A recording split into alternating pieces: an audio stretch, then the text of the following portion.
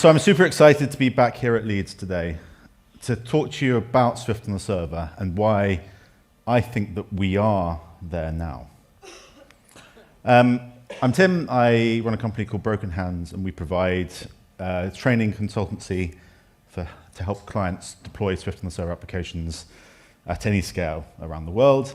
But I'm better known as being one half of the Vapor core team, building and maintaining the Vapor project, and currently working on Vapor 5. I'm part of the Swift server work group, the Swift website work group, and the ecosystem steering group. And I organize a couple of conferences and the server-side.swift meetup. So I'm here, conference, I should say, not meetup. So I'm here to give you a completely unbiased view into why I think Swift on the server is where it is. But I do have a lot of insights into the ecosystem and work with a lot of companies that are using it to kind of try and give to you now. I've left some time for questions at the end, but we are slightly over schedule. So if I do get cut off, you can find me as 0xTim pretty much anywhere. So feel free to reach out and ask some questions. So I wrote a blog post on Swift.org a couple of weeks ago, talking about the ecosystem mainly as a way to try and plug the conference. But at that point realized that it's been almost 10 years of Swift on the server. And I spoke at the very first edition of this conference with a talk title of Vapor State of the Union. So it's very nice to be back here at the 5th edition to kind of see and look back where things have gone over the last 4 years. And this talk has kind of come out of many, many questions I get about whether it's ready for production. Originally, these questions were asked seriously, then they started turning into a joke, and now it's just been a bit of a meme. And to the point we even have our own website, areweserveryet.org, explaining that yes, we really are server. So for those of you who remember this UI, I want to take a step back and look at where Swift has come from. So we're going to go into Time Machine, which I don't think it looks like this anymore. And we're going to go back into the past, back to before the only actual evidence I could find that I did speak here in 2021. Back even before the first commit of Vapor in January 2016, all the way back to June the 2nd, 2015, when Apple announced a new programming language called Swift, which was designed to replace Objective-C, which had been the language of choice for developing applications on Apple platforms for the last 30 years or so. And Swift had 4 key goals it wanted to try and hit. It wanted to be fast, modern, safe, and interactive, which kind of turned into easy to learn. And those goals are sometimes very conflicting. You can't really be fast, modern, and safe. Pick 2 at most. And as a community, we've kind of seen, certainly with some of the concurrency stuff, that trying to reach all those goals has been a little bit of a difficult journey. But we do seem to be kind of reaching a level of maturity now where we can almost say that all 4 are hit. And there was a kind of secret 5th goal that started to emerge over the years of Swift being adopted, which was to have one language that could be used across the entire stack. Whether that's writing very low-level embedded code for the microprocessors for your secure enclave on your phone, up to the kernel, up to the operating system, up to the applications that we write, and all the way through to the cloud services that power it. If we could make this great language work at all those levels, then we'd be in a really good position. So at the end of 2015, Apple open sourced Swift, which was a very un-Apple thing to do. Apple don't open source stuff unless they're forced to. And as part of this, we had a runtime for Linux, we had a package manager before it was actually a real thing, and a fork of Foundation that was built in Swift that did kind of work. And this was the start of Swift on the server. We had a new website called Swift.org that looked like that and continued to look like that for a good number, 8 years or so, before it finally got an update.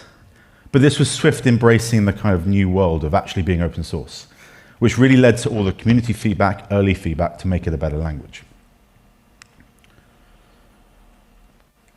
And then that spurred on Swift on the server. That was the launch of Swift on the server. So very early 2016, we had the launch of Vapor, Katura, and Zero, which were 3 kind of competing frameworks, all trying to do the same thing. building something that had no ecosystem, nothing there from scratch, which was quite a fun, exciting time. I got involved early on in 2016, and it was cool, it was exciting, it was fun. And we built this entire ecosystem essentially from the ground up with nothing. It wasn't without its problems. So this is the documentation from Vapor 1, I think, where we had to, if you ever remember, we had to generate an Xcode project because Swift Package Manager wasn't supported in Xcode. So every time you wanted to add a new file, you had to regenerate your Xcode project. Every time you changed the name of a file, you had to regenerate your Xcode project. If you deleted the file, you had to regenerate your Xcode project. And we were dealing with Xcode projects which were pretty horrible. And we also had things like dependency resolution hell, where it would just spin and never actually finish or crash out. So things were a little bit flaky at the start. We didn't have things like Swift property wrappers, which Fluent, which is Vapor's ORM, uses extensively at the moment. We didn't even have Codable. Hands up here who now uses Codable in their apps. Pretty much everyone. Does anyone remember JSON serialization, having to handwrite all of your JSON? It's flexible, but it's also pretty horrible. So having these kind of features added to the language really started to grow Swift on the server and make it a real viable product. And then finally, we got async await. Which allowed us to write nice code, as we saw in Peter's talk. Clearly concise, structured code that was actually relatively complex. And in the server world, this is super important because everything we do in the server world is asynchronous. You're making a database call, you're making a network request, you're doing a file lookup, all of those are asynchronous. So almost every single method call you make in the server world has an await because it's all asynchronous. So having to do that without async await was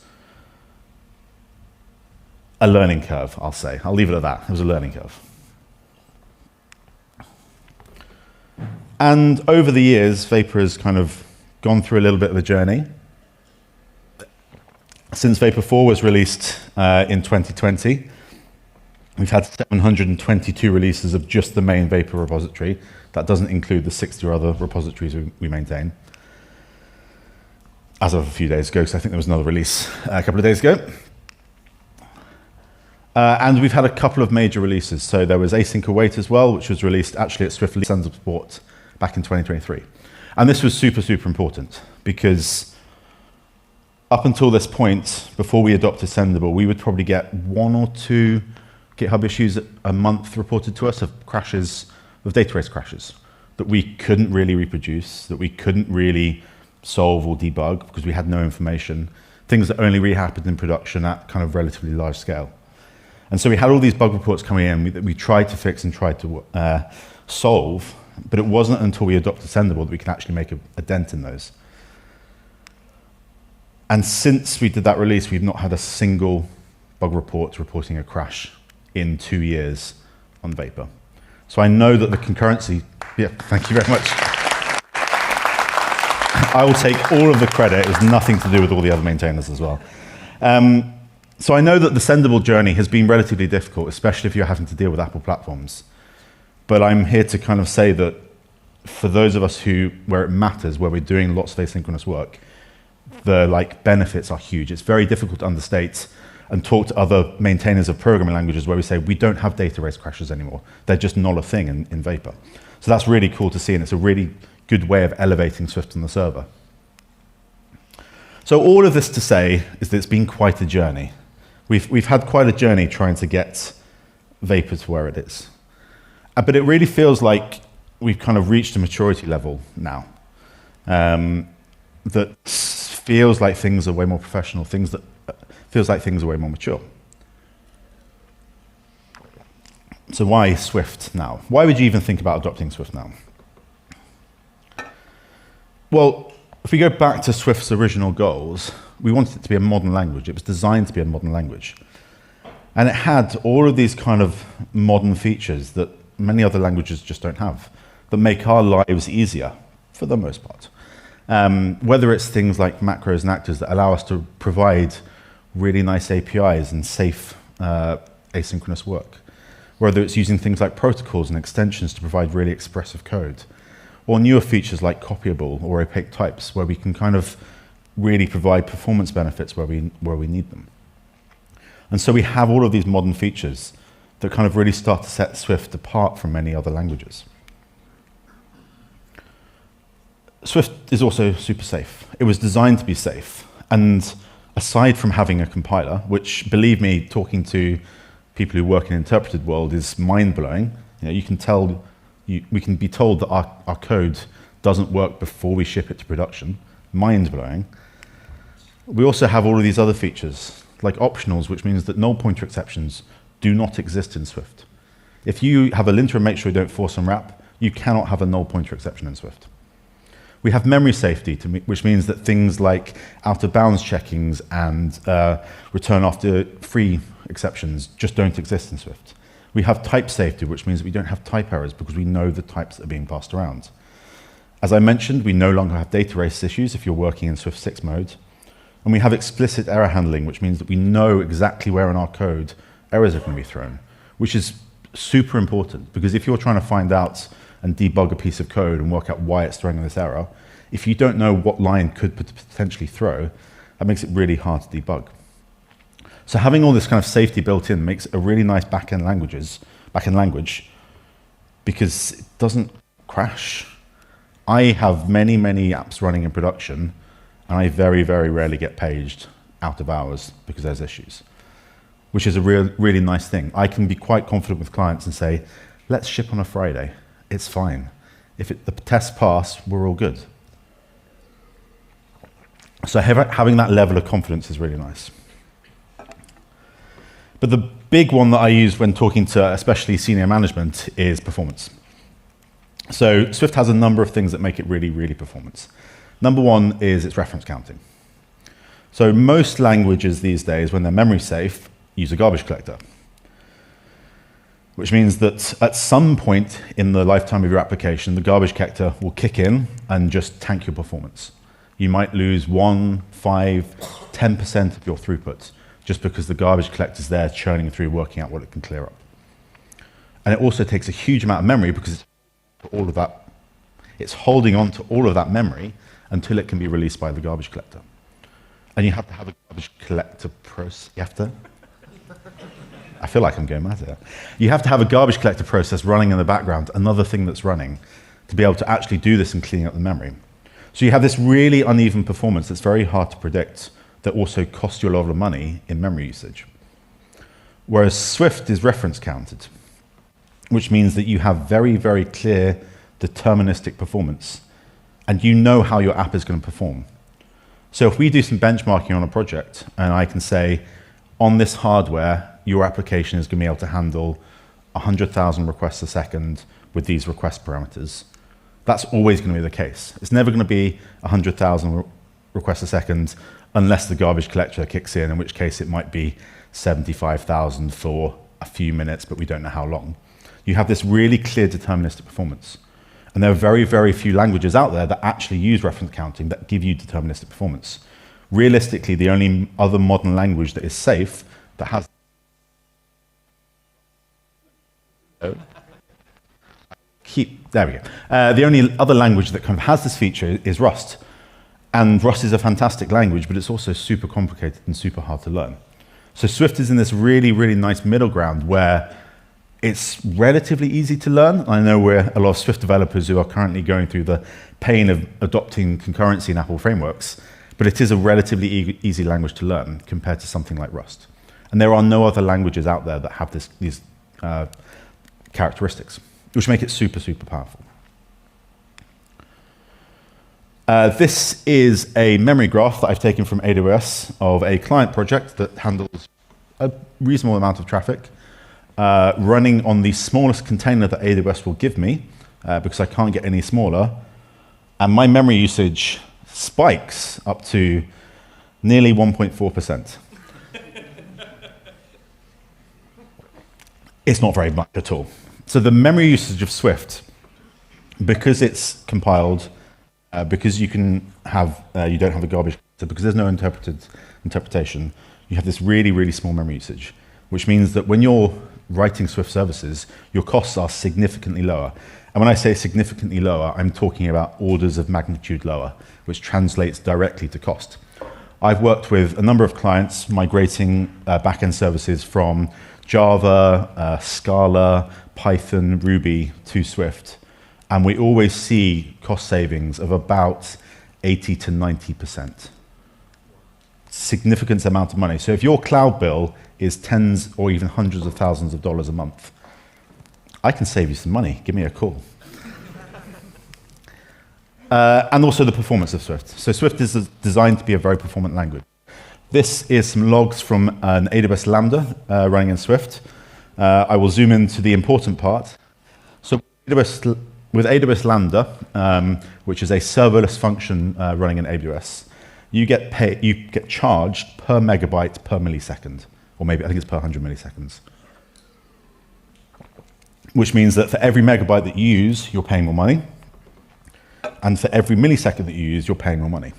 So you have a thing called cold start times and warm start times. So cold start times is when your Lambda has not been run for a while. This AWS have kind of killed it, so it's not running at all, and they have to start it up, and then you can start handling traffic. That's your cold start time. Your warm start time is where your Lambda is already running, and you can just send it another request, and it'll process it straight away. This is the cold start time for a Swift Lambda, which is about 76 milliseconds, and using 50 odd megabytes of memory. To put that into context, the warm start time for most JavaScript Lambdas are in the hundreds of milliseconds. So the cold start time for Swift is quicker than other languages' warm start times.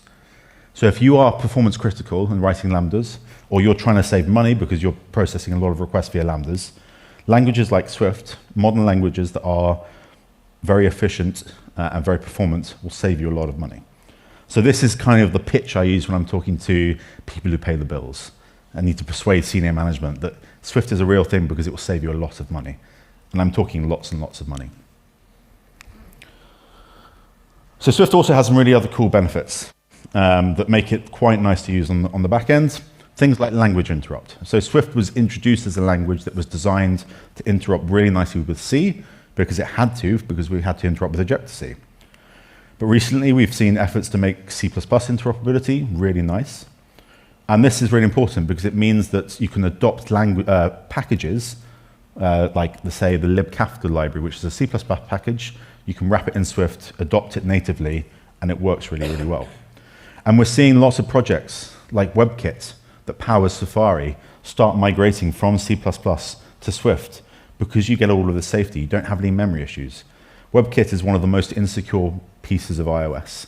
And so the more of it they can extract and stop using ancient languages like C++ and move it into safer languages will reduce the number of crashes and will reduce the number of security vulnerabilities, which when you're writing server applications is very important because you do not want crashes and you do not want security vulnerabilities.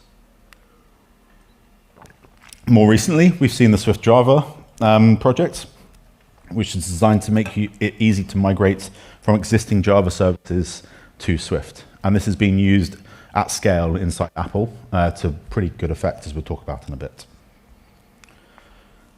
So I'm talking a lot about maturity because a lot of the problems that we're now solving in the Swift and Server ecosystem are very kind of, not niche, but like small first world problems. We've kind of solved all of the big problems that make it a nice thing to develop with. So for instance, most people working in server world don't work in Xcode. You might be developing on Linux, or you might not just want to install Xcode. And for that, there's the Swift language extension for VS Code, which is as good as, and in many cases actually better than working in Xcode. It's a first-class citizen. It's maintained by the Swift language core team and the ecosystem team that allows you to have everything you'd expect from an IDE in Swift that isn't Xcode. We also have SwiftLeeds, which is a command line tool for installing Swift and working through different versions of Swift. So if you want to try and install, say, Swift 5.8 and 5.9 or 5.10, or even some of the newer snapshots so you can test it out, you can just do swiftly use 5.10, and it works. You don't have to do anything. It's handled all for you. These are the kind of things that you'd expect from a mature ecosystem. And some of the most recent packages that we've seen, like this one last week, is Swift Profile Recorder, which is designed to give you in-process recording of your performance of your application. This is not we need this to actually be able to run. This is we're now trying to eke out every small cycle that we can from the CPU to make our applications as performant as possible.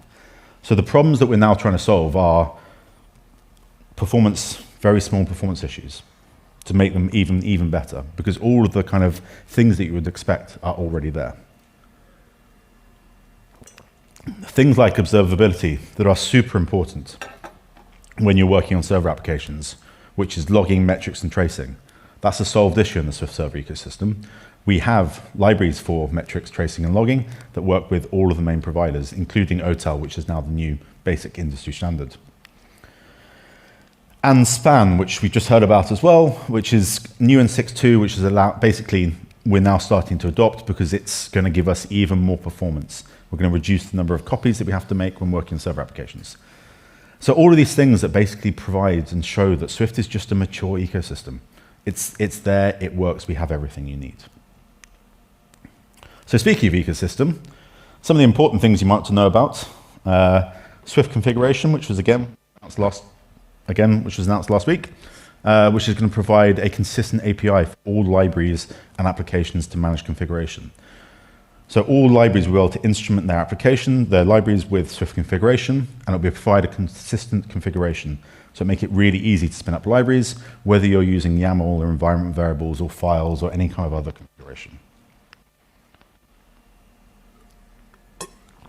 gRPC Swift 2, which Eric mentioned earlier, is another modern framework designed for running gRPC, which is what a lot of high-performance servers use instead of HTTP. And this is a second iteration that provides bidirectional streaming with full support for structured concurrency. Things that you'd expect, works really, really nicely, and makes it very easy to write high-performance modern applications with very little code, to be honest. And then most recently, one that was really exciting to see was Valkey Swift. So Valkey is an essential replacement for Redis. So Redis is a in-memory database. Most people use it as a key value store or some kind of cache. They had a big falling out with the cloud providers. The cloud providers went, okay, we're going to fork Redis, and came up with CloudKey. And now came out with Valkey. And Valkey is now kind of the industry standard that was released last year. Earlier this year, we had a Swift client released. This is now part of the Valkey organization. So there are major organizations that are adopting Swift and supporting Swift from the get-go. So it's really cool to see that library come into fruition. So what about some success stories? Because I've talked a lot about how great it is, but what about people actually using it? And you may have seen some of these, but they are really cool. So any Things users here? Anyone who uses the app Things? Quite a few. They migrated from Python to Swift a couple of years ago, saw great performance benefits, massive cost savings, and much simpler code.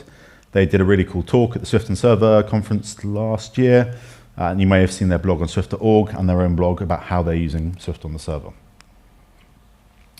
A couple of talks to stand out from this year's Swift on the Server conference. Ben, who co-founded SongShift, they have a very small team now managing hundreds of thousands of users. They run everything on AWS Lambda, and it's very easy for them to get going and support it without needing a kind of full infrastructure team. Elytra, which was just on the Swift.org blog, again migrated over to Swift, seeing easier code to write, more performance, less money. Daniel, who maintains telemetry tech, which is used by lots and lots of applications now for privacy-based telemetry. They use Vapor on the back end and always have. The Swift package index, which most of us now use relatively regularly to find packages, that's written using Vapor and powers a lot of builds. It powers builds for 6,000 to 7,000 packages every day, all orchestrated by Vapor. Does anyone here watch Amazon Prime? Amazon Prime Video? Yeah. Every single video that's been processed and ingested into that has gone through a Swift on Server service. The ingestion service for Prime Video uses a framework called Smoke, which is a custom version of a Swift HTTP server written by Amazon.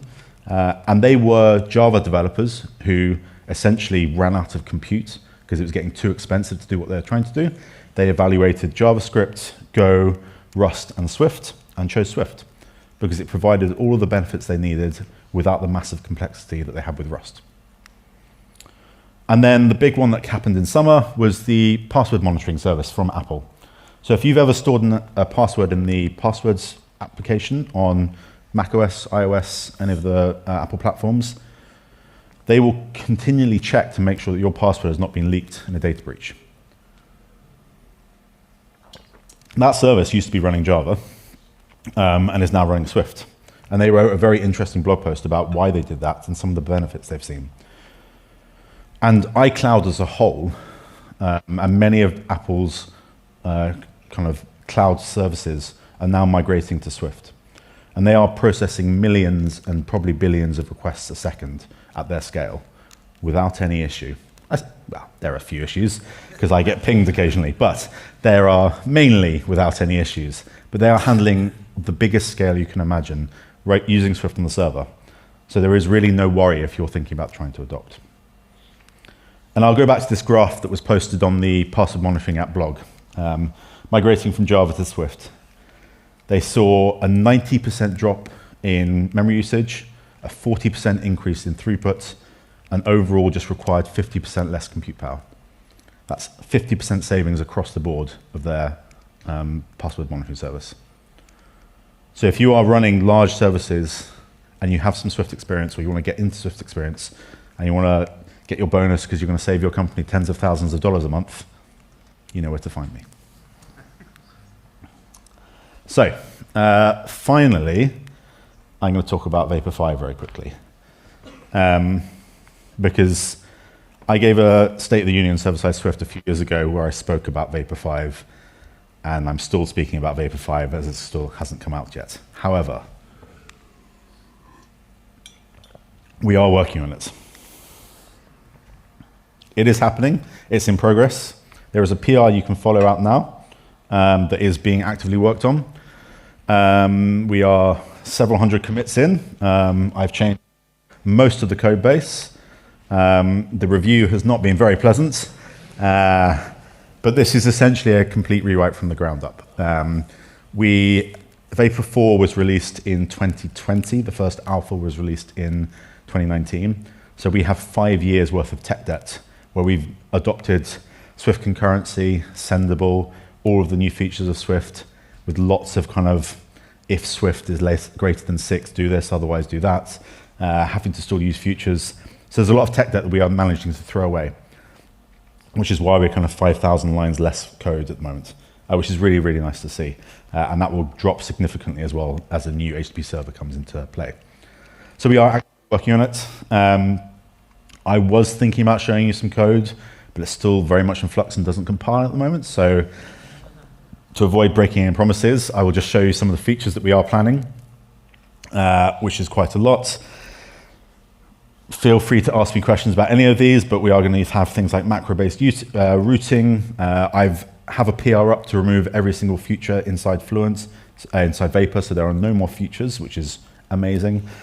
We don't export any other dependencies, again, amazing. But things like better integration with the ecosystem, supporting all the modern packages that have been released since that we can use, bidirectional streaming, MTLS support, structured concurrency, better dependency injection, smaller binaries for those that care about that. Yeah, there's a lot of features coming in, and we should have an alpha hopefully this month / next month, depending on how much time we work on it. And then we're going to let that bake for a few months to make sure it is right, because that will be Vapor for the next 4 or 5 years. So if we go back to the start of Swift's journey, Swift was aiming to be fast, modern, safe, and interactive, which I'm going to call easy to use. It's been a relatively difficult journey. Things like span that have only just come in allow us to both be safe and fast. But we are now at a stage of maturity in the ecosystem where we're solving relatively smaller problems. Everything kind of works. And if you want to migrate, you can. And that's why I think we are there now. Thank you very much.